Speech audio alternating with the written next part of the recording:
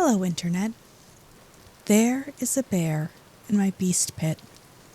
I do not know how it got there, but I am worried it might climb out. So I'm just gonna... Right. That should do it. Future Wraith can deal with that problem. Present Wraith is going to make a platform for a house that isn't made of dirt. Anyway, I am a Zuran Wraith, and I am easily distracted. My goal is to uncover the lore of this game, or it will be once my survival needs are met.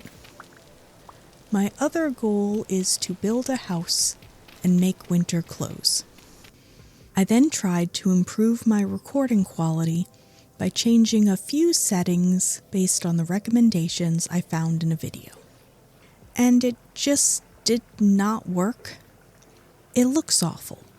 Everything is way too dark, and the color is just off. I feel bad for even including any of these clips. I managed to find a few tolerable moments of importance, so please bear with me. I made a bucket and finally fixed the water around my crops.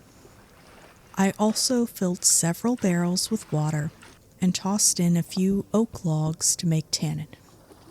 I tried to make lime water, but the tiny bit of limestone I found wasn't enough.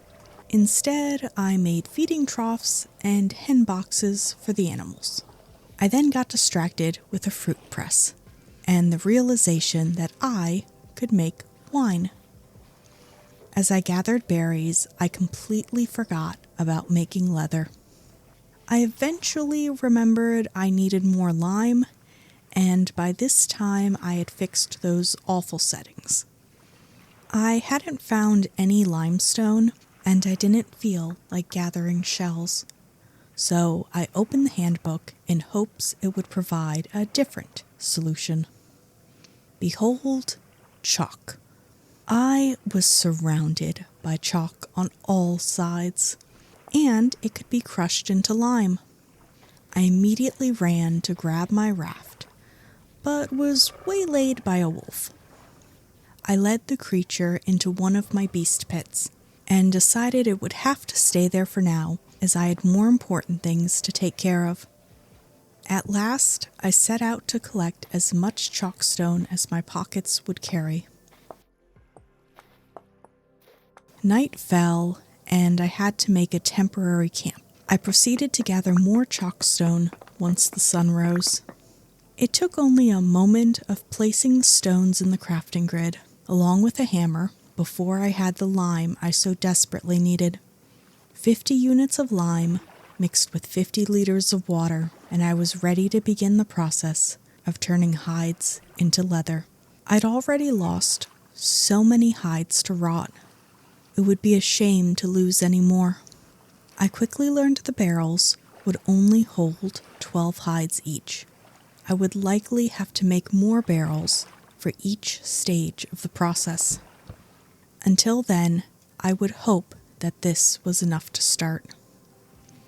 I took a moment to crush more berries so I could use the dried remains to feed the pigs and the juice to make more wine. As I waited for the hides to soak in the lime water, I occupied myself with a few other activities. First, I needed another pickaxe. I grabbed the mold, counted out the copper nuggets, and set them to melt in the crucible. While waiting, I decided to occupy myself with some light reading of the handbook. I knew lime could be used in plaster and mortar, but I was not sure what I could use those two things to make. I learned there were many brick options, and that plaster would first require that I cook the lime to make quick lime, and then mix it with sand. I wondered if I had enough. It might be to my benefit to collect more chalkstone, just in case. By this time, I had forgotten about the copper in the crucible and was ready to sleep the night away. I suddenly remembered my task and thankfully the copper was still molten hot and I could pour it out at once. I wondered if it might be to my benefit to have a grinding stone on hand. So I gathered the resources and made a granite quern. I then realized I had no idea how to use it. I would figure this out later, but at the moment I felt as though I had wasted my time. I decided to make another pickaxe and hammer, only to learn the hard way that rain and molten copper do not play well. Thankfully, I had plenty of clay, but the additional tools would have to wait.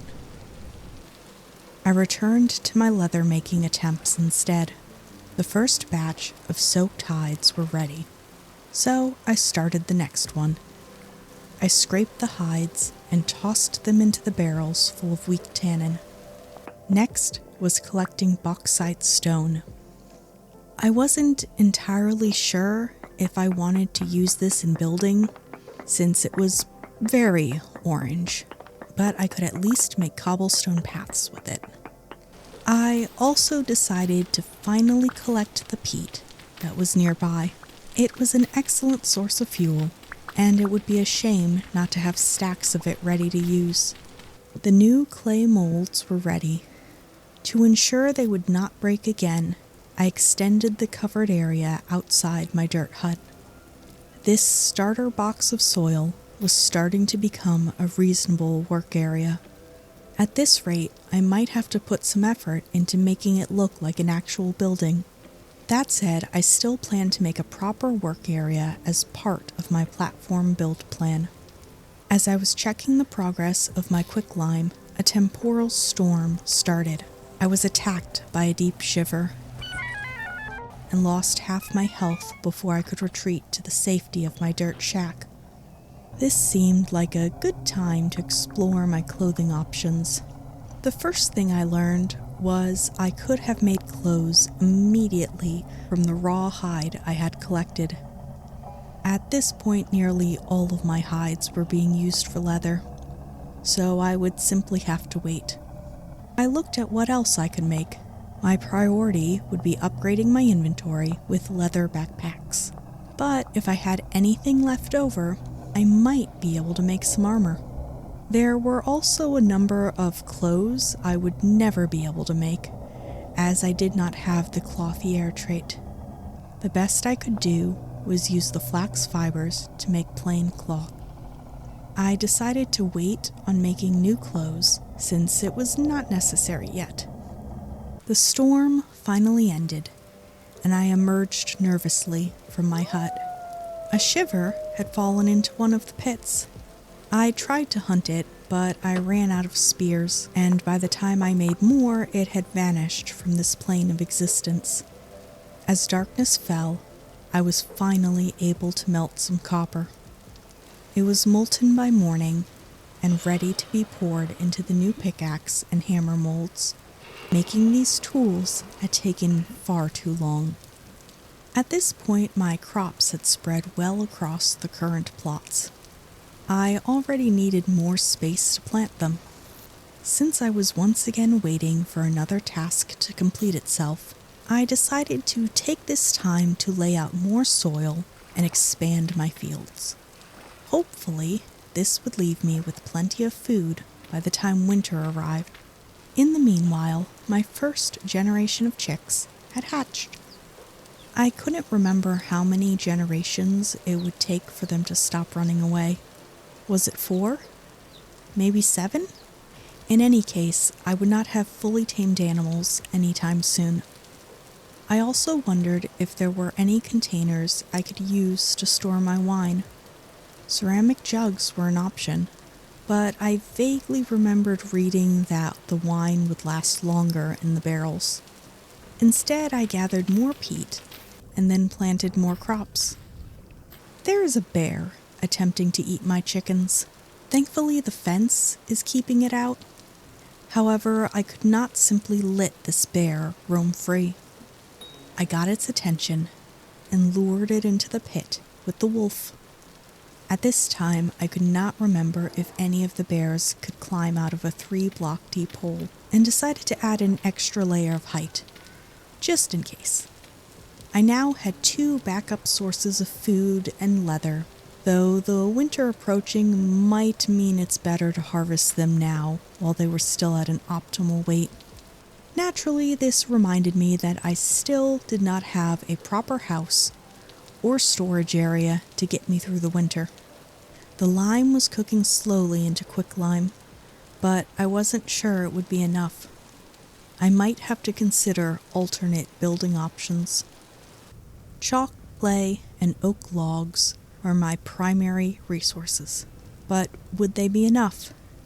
I decided to gather granite rocks as an extra option, since it would match most color schemes. I then realized I also needed better storage. Chests were the best option, so I started making copper nails, except I ended up needing more than 1 ingot. I began smelting more copper. I was running low and had already exhausted all the veins I was aware of. If I didn't find more surface deposits, I would have to try and make sense of the prospecting pick. I was vaguely aware of how it could be used, but not at all confident I could use it correctly. I completely forgot about making nails for a chest and ended up using the molten copper for another pickaxe. However, this may be for the best, as I need more copper and I can't find any without enough pickaxes. Instead of looking for copper, I got distracted by how quickly I could gather sticks with shears.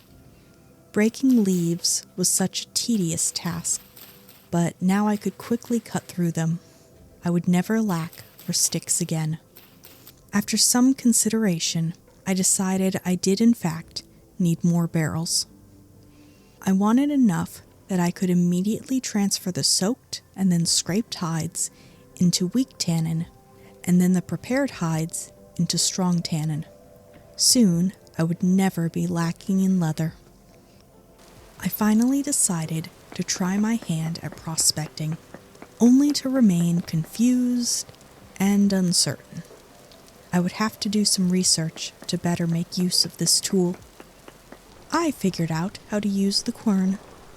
It is very, very slow, but until I have more copper, it is better than using up the durability of my hammer. I have leather now. More importantly, the temperature is dropping, and winter is just around the corner. My continual distractions have left me with no proper house and no winter clothes. I only have a few days to be properly geared and ready. The first order of business is to take care of these annoyances. They are surprisingly easy to deal with if you simply run at them with a spear.